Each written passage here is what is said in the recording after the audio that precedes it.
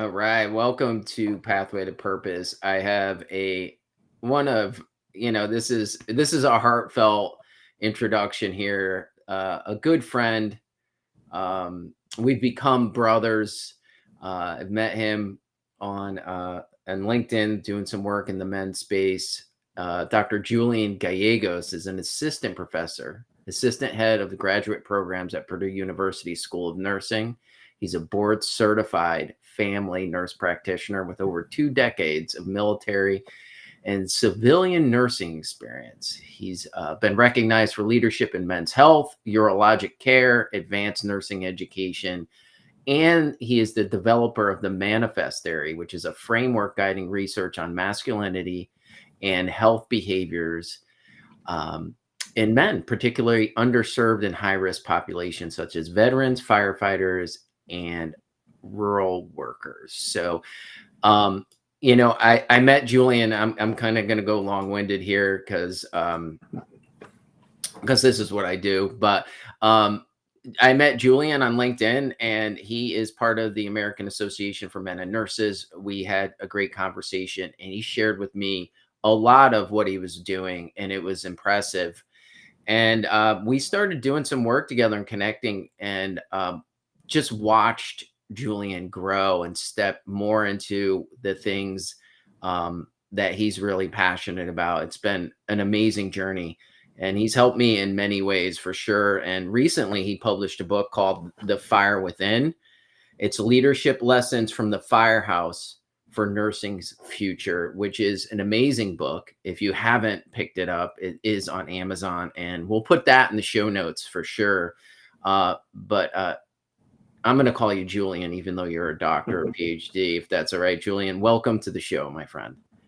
Thank you, Todd. Thank you for having me on this morning. I appreciate it. Thanks for that introduction. And I can totally agree that we have become more than just friends. We've become brothers. And I appreciate everything that you have done for me up until this point. But thank you again for having me. Yeah, we are brothers, and it's been an experiential journey. And so tell us a little bit about yourself, a touch on your military experience, got you into academia, nurse practitioner, and lead us up to the Manifest Theory, because I'd love for you to touch on that a little bit. And then tell us a little bit about that. Yeah, just very, very briefly. I was born and raised in northern New Mexico. Never really had any influence outside of the school nurse when it came to anything medical or nursing wise. But I loved high school, thinking I wanted to become a physician. Came to Purdue University, received a bachelor's degree in nursing. That's in the story of in itself. I ended up in nursing by chance, not because I wanted to, but it was just, I guess, divine intervention, I guess. Originally was in science, decided if I graduated a bachelor's degree in science, I didn't want to teach. I didn't want to get an advanced degree in biological sciences. So I decided I'd go into nursing and continue to take courses that were required for medical school. Then I realized early on that working at the VA as a student nurse tech, that nurses did a lot more than actually the physicians did when it came to one-on-one with the patients. And I quickly realized that that's what I wanted to do. So after finishing my bachelor's degree at Purdue University, I landed up joining the United States Air Force as a nurse right after 9/11. I did 8 years of active duty. I went on one tour to bring back servicemen and women during the early phases of the invasion of Iraq, which was in of itself an experience. Being a nurse only 18 months and having to see all of that was pretty eye-opening. However, I leaned into my leadership skills and leadership courses I had taken at Purdue, along with the courses that the U.S. Air Force had provided, and was able to advance. I became a captain right before I was senior captain before I left the Air Force. 2 years, 6 out of the 8 years actually did labor and delivery as a nurse after my deployment. I would have never thought that I would have done labor and delivery. It was not by choice. It was by the U.S. Air Force's decision. I learned to like it, but it is what it is. I learned a lot because people don't think that L&D is actually a high risk area to work in. They think that L&D nurses are typically don't understand the underlying foundations of what most people in med surg or even critical care do. But I consider it a critical care area because you're taking care of two patients, the baby and the mom, one of which you can't even see. So I gained a huge appreciation for the role of L&D nurses. After I left the military, moved back. Well, actually, while I was in the military, I obtained my Family Nurse Practitioner degree, master's degree. And after leaving the Air Force, we went back. My wife and I went back to Northern California, where I had been stationed prior to, and we lived in a town out there. I got a job at a local community hospital, and from there I started out as the night supervisor because they wouldn't hire me for anything other than the night supervisor. That was an experience. I did that for a year. And as soon as an administrative role opened up, which basically was functioning as a clinical, in the role of a clinical nurse specialist, even though I'm not trained in that space, I did that for, maybe four years. And then eventually a role came open as an NP. And I did several roles in that little community hospital. Worked in stroke care. I opened up a stroke program with a physician neurologist. I also, after that, I burned myself out with all the work that was necessary for that. And I was looking for another role and landed up finding a clinic job in the same system in urology. So it was in urology that I actually started to gain an appreciation for men's health, because a lot of the stuff that's done in urology is male focused. However, being a specialty, you only have one space to work in, right? And it's very little, it's very small. So that's kidneys, bladder, and everything below the waist. So, I learned a lot about the urological men's health piece of it.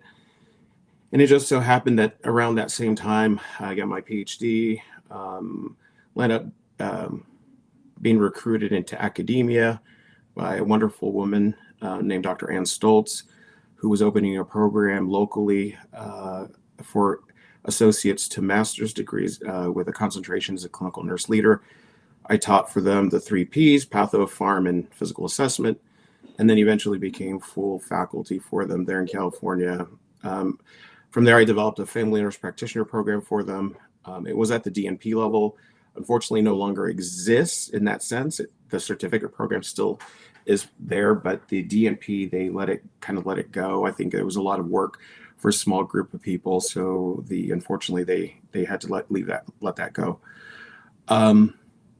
In right before 2020, I decided that I was looking for something more, and landed up coming to Purdue University as a clinical associate professor, running the DNP program. And I've been here for 5 years. In that 5 years, I've progressed in my leadership here at Purdue. I'm now the assistant head for graduate programs, along with an assistant professor in nursing. Why the backward trend, right? Going from clinical associate to assistant professor is because I wanted to do research. And so I took the plunge and moved to the tenure track side, which, unfortunately had to start at the bottom of the rung. So currently an assistant professor working towards promotion and tenure, hopefully within the next 5 years. So that's kind of myself in a nutshell. I do practice 1 day a week here at Purdue University's federally qualified health centers that they sponsor. I opened up a men's health service line, which actually the focus is not just urological, but comprehensive. So I see a lot of men who are uninsured, underinsured, and those who are insured, but typically they tend to be blue collar workers. Um, I really enjoy the clinical aspect of my role and being able to still touch base with patients, um, and remain relevant for my students. Wow. Man, that's quite a journey. I remember when I first met you, we were chatting back and forth and you were sharing a little bit about you're very excited about the manifest theory, right? Because you Mhm. talk about below the waist and often as guys, because I've been pulled into the men's space and doing a lot of different things in the men's space, but I love a lot of what you're doing from the clinical perspective. And often guys think about what's below the waist, right? And so tell us a little bit about the manifest theory, kind of in a nutshell, kind of a 300,000 foot view, and a little Yeah. bit about your experience with working with guys and some of the challenges. We often don't reach out for help, don't reach out for medical Right. help unless things aren't working drastically, for sure. So tell us a little bit about that, Julian. Yeah. So this theory actually came out from my practice, from watching men, um, having difficulty even just engaging with a medical provider, whether that be physician, nurse practitioner, whatever it might be. So I developed this manifest theory, which kind of looks at, the man in the center and all the components that actually, um, affect the decisions for the engagement of them within the healthcare system. Period. So it's kind of a bit, that's a broader kind of definition of it all. So you have the man in the center, then you have your bio psychosocial components, then you have the environment, and then you have other external factors that contribute to a lot of that. So I developed this theory, in conjunction with a faculty member who kind of led me with the development theory, because I didn't really know how to develop theory on my own. Dr. Karen Foley, and she helped with that development and putting things together. From that, I came up with different concepts that are listed. The Manifest Health Theory article's free. It's open access, so you just type in Manifest Health Theory, and it'll pop up, and you're able to read the details of it. But what I typically see in clinic are men who are very hesitant to come and see a provider. The biggest challenge is getting them in and then getting them to come back. Mhm. Um, I think the difficulty lies in different things, because I look at, in the theory, I address masculinity being one of those components that can either be a driver or a barrier to Mhm. men seeking healthcare. We know that a lot of men, depending on how they are raised, we call it machismo. There's a lot of different things that we can call it. And as a result of a lot of that, a lot of these gentlemen um, don't refuse; they just choose not to address their health conditions. One of the big driving factors for actually men coming into the clinic is oftentimes their family members, whether it's a partner or their kids, grandkids, who encourage them to seek healthcare. I would say 95% of the time when I ask a gentleman why they're there, they'll say, because my wife told me so. And I say, well, I'm glad she told you so, and I'm glad you're here. Um, but the challenge with men oftentimes is not only just bringing them in and engaging, but it's also the one of the biggest barriers, I think, is the way that providers communicate with men in general. When I first started working in the clinic, I used to wear scrubs and a white lab coat. I quickly learned that that put me at a different level with the patient, and it felt uncomfortable even for me. So I shed the lab coat and the scrubs, and now, because I'm working in a rural area, I wear jeans, a t-shirt, and a stethoscope over my neck, and I walk in. Oh, and cowboy boots, by the way. I love it, man. And so men are able to men are able to relate to me a lot of times. I often can still see, for those men who are used to the traditional person walking in the room, give me that first look like your provider. But once I sit down and talk to them, I talk to them like they're my brother, my uncle, my grandfather. Um, I try not to use, technical words with them unless they are educated enough to understand it. Um, I try to just have a conversation with these guys and listen. That's the biggest key to all of this, is listening. So it breaks a lot of that tension, even from the beginning of the appointment with the patient, when they can relate to me, and I'm just another guy sitting there talking to them about their health. Man, that's awesome. Yeah, often guys, the hardest thing I think for humans, but for guys more so, is asking for help. And often, in the work that I've done with men, it's, often it's some catastrophe that brings them somewhere, i.e. some health challenge, i.e. some divorce or something that hits them and stuff. So I love that you're bringing this level of awareness and opening the doors to it. And I think for me personally, when I first started talking to you, you and I connected, and I'm like, wow, you have a lot of great things that you're doing in this space. And I love watching the execution of you, like just making it happen. And now you're moving forward to bring men's health into the nurse practitioner space, which I think is well needed. And and I think that's amazing. I wanted to segue over to the book though, Mhm. because what I loved in this journey is, you tell us a little bit about what inspired this book, right? Yeah. The firefighter into the nursing. And you and I have had so many conversations, and I've watched you grow into more of you, man, this transformation. And that people have witnessed, I've witnessed, and watching you, and you've put a lot of this into the book and into your world. So share a little bit about this, because this is an amazing story, brother.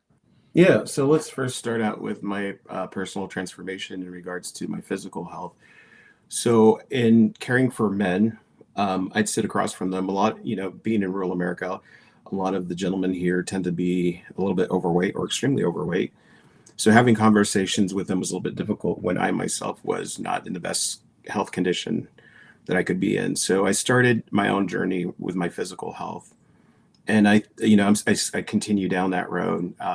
I'm an avid weightlifter now, which I was never before, and I've transformed. And the patients have actually seen that. I couldn't be a hypocrite and sit across from them and tell them to eat healthy and exercise when I myself was not doing what I was supposed to do. Yeah. So it just so happened that around, about a year later, after starting that journey, a year and a half later, about March of this year, or actually early January, in my transition over to the tenure track position, I kind of realized that I needed to find a group of people, or individuals who I'd actually conduct the research on. First responders was my first thought. Male first responders, police, fire, EMS, and the reason I chose that group is because I have several family members who kind of fall in those different categories, and I thought this would be something that I would love. Somewhat adjacent to military. I didn't want to choose military, even though I've been in the military, because there's so many other researchers that are doing research in that space. So I chose male first responders, and in the process, probably around February, my mentor here is like, "Hey, Julian, you did this study. What does your preliminary data look like?" I had sent out a cross sectional survey looking at health engagement of male first responders. And surprisingly enough, the majority of the people who actually responded to this survey were actually firefighters. And then I started to think through the process of, why would firefighters be the ones to actually participate at a higher rate than compared to EMS and police? Well, when you look at the distribution of male to female in the profession, um, firefighting tends to have the highest level of men, and compared to females, Sure. then police, then EMS. So as you go down, there's more females in EMS than police, and more in police than fire. Yeah. And so he's like, "Hey, what are your thoughts on actually focusing on male firefighters?" And I said, "Sure, that's a great idea." Um, and then I started kind of diving a little bit deeper into the literature, specifically to the healthcare needs of firefighters, which surprisingly, I found so many crazy statistics, that firefighters have higher risk for cancers, have higher rates of mental health concerns, higher rates of divorce, all kinds of different things that I could look at. And unfortunately, there's not a lot of research that's being done specifically to the health and wellness of firefighters. So I'm like, oh, this is perfect. Um, Along with that thread, I thought to myself, well, I do a lot of stuff regionally and nationally, but I haven't done a lot of stuff locally. And so I'm like, well, what could I do locally to support my local community? And I actually discovered that they were looking for volunteer firefighters. And I said, whoa, what a better place to serve than becoming a volunteer firefighter. And this is kind of where the rest of my, the transformation has continued, is my involvement with the fire department. Um, I did my interview with them, and they selected me. I'm kind of like their unicorn. Sometimes I tell them I'm their princess because I don't fit. I don't fit. I don't fit I don't fit the same, overarching um, qualities of the other guys on the department. Most of the guys on the department are all, I would say, 99% of them are blue collar workers in general. So here comes this guy with a PhD who's a nurse practitioner, all this stuff. And I'm like, all I want to do is fight fires. I don't want to do anything medical. I just want to fight fires. And so they're excited. They welcome me to the fire station with open arms. This is where I actually realized that I had been missing a lot. I had been missing the connection that I had previously had in the military. And it wasn't even through nursing. It was through the brotherhood of connection. And we have females on our department. And when I say brotherhood, I mean, the overarching brotherhood. Yeah. And I missed that. I didn't even know I missed it. And it's unfortunate that I have never found that connection or that sense of belonging in my own profession in nursing, despite how successful I've been in the profession. So this is kind of where the book came from. In the first few pages of the book, I actually talk about how I would give everything today to become a firefighter tomorrow. And that comes from the sense of connection and belonging that the fire department actually has given me. Subsequently, this is a volunteer fire department. I've actually started having conversations with a lot of the career guys. I now know the local chiefs, have had a lot of conversations with them. I'm too old to become a career firefighter, according to the state of Indiana. But this is my way to connect with them, and it's continued my transformation. And around the same time, I happened to meet Todd. And so Todd and I started having these conversations about this sense of connection and belonging, which I never thought I had missed. You're the one that actually brought it up, right? Yeah. Were you missing something? And you made me think. And as a result of, these two things coming together, Todd and the fire department, along with my physical transformation, I've continued to transform myself and become more authentic. And Todd calls it authentic or grounding. I've been able to unanchor myself from my identity as a nurse. I know many of us, when people ask us, who are you? We usually go straight to our occupation. And, just like everybody else, I'd say I was a nurse. And I've realized that I'm more than just a nurse. And I don't mean it, derogatory way. It just so happens that Julian happens to be a nurse, volunteer firefighter, all these other things, dad, husband, you name it. So this has helped me look at things through a different lens, and actually gain momentum for a lot of different things that I'm doing in my research and personal life, all kinds of stuff.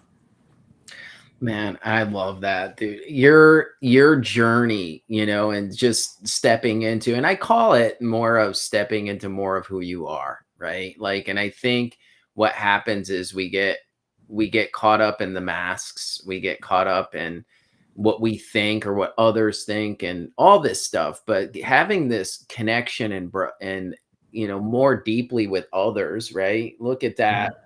And I want you to touch on in a second, but the kitchen table, because I think what I've experienced been working with men and bringing groups of men together and connecting with you, and obviously is, starting to open up authentically this internal leadership, the grounded leadership that I mentioned, and you just becoming more of who you are and finding it's in that journey that your purpose is it drives that purpose. People think they need to go to these extreme places or, hey, I got to like part the Red Sea or do something, but it's in connecting more of who you are and others. It's that connection, right? Which is so awesome.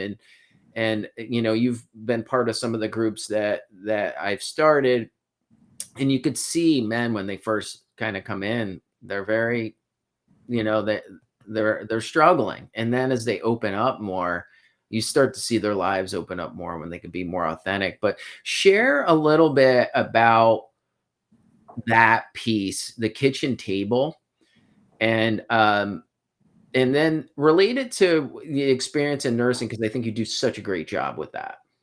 Yeah, so for those of you that don't know what the kitchen table is, I actually learned about the kitchen table at a conference, FDIC, which is a local conference in Indianapolis, where a chief gave an amazing initial keynote welcome. And I had to look it up. I was like, what the heck is a kitchen table? He keeps talking about the kitchen table. Well, in the fire service, there's the kitchen table, typically in career departments, but we have one. We have one in our volunteer fire department. And kitchen table is actually where the guys and gals come together after, as they're there during their shift, and they cook and they come together and have a communal meal. But a lot of other things occur around that table, which includes sharing stories with each other, stories of their life, how their families are doing. This is where that connection starts to occur with, at that kitchen table. This is also where you are the most vulnerable, honestly, because a lot of times this is where, just like a family, things come out. Todd tells Julian that, he screwed up at the fire, and I accept it in front of everybody. And I, say, never do it again, or, lesson learned kind of thing. Yeah. So it's a place where the firefighters come together as a family. I put it that way, as a family, to share the meal and or have discussions that oftentimes can make someone extremely vulnerable, but together they work through it. They don't leave anyone alone. And when it comes to nursing, we lack that. We lack that kitchen table.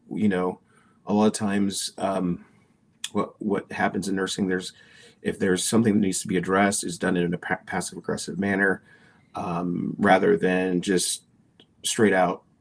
Here's what happened. It's okay.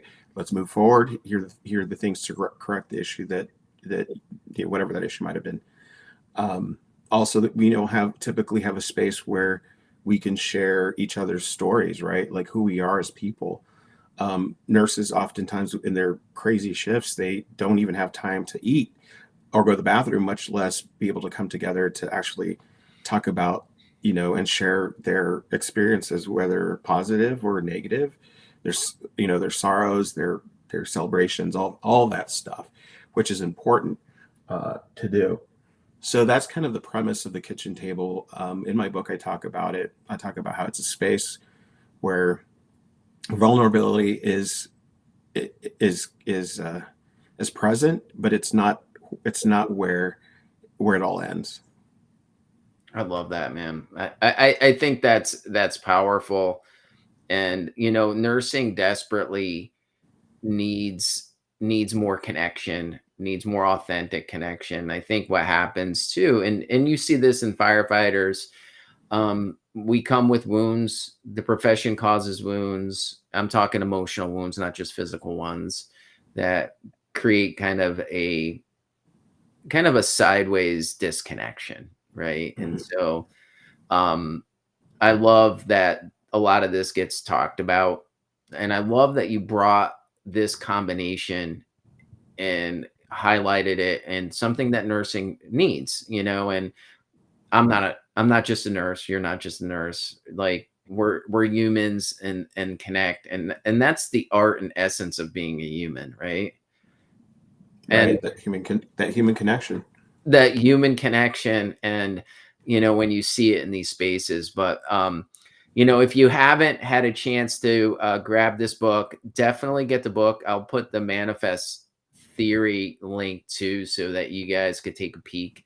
um as much as Julian says that I aided him in this transformation, he has helped me, because he's just a natural leader and a really amazing person. And in what he does, and a lot of things is my ideas he's helped me put out too. And and so more to follow as we do some more of this journey together, as we try to help men and women. Like, I think when you have that balance, when men start, and this is where I go, is when men start to become more authentic and connected and grounded, and more, they serve better for everybody, including the women in our lives, because they are directly affected by a lot of the things in the men's space. So, Julian, appreciate you hopping on and sharing what you're doing. And there's definitely more to follow, and I'm sure we'll have you on again for sure. Thank you, Todd.